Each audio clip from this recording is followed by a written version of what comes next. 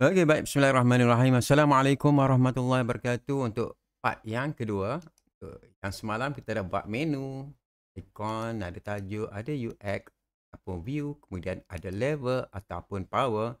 Kemudian kita ada user, nama pengguna, ID pengguna, levelnya dan foto kalau perlu. Kalau tak perlu, tak apa.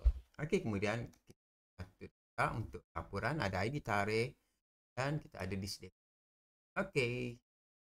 Apa yang kita kena buat di bahagian extension. Yang kedua kita akan create app sheet dan kita akan create an app. Okey, kita tunggu sekejap. Kita akan masukkan 3 data utama ataupun source dalam aplikasi mobile app. Okey.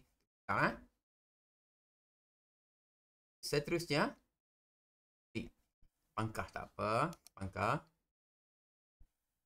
Okey, seterusnya apa yang kita akan buat, kita bahagian data, kita tambah user dan kita tambah tambah 3 lah. Kita sampel, satu lagi laporan. Jadi dalam ni kita ada dalam data table ni kita ada laporan, menu dan user.